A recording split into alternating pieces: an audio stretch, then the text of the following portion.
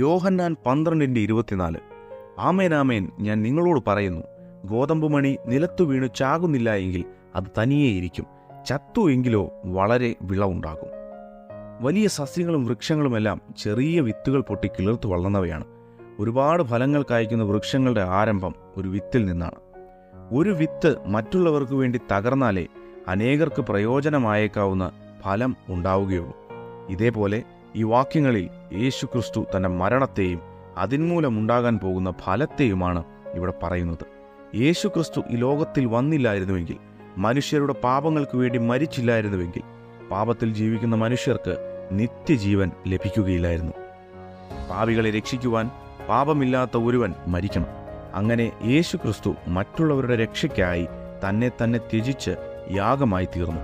ഒരു ഗോതമ്പ് മണി നിലത്ത് വീണ് ചത്ത്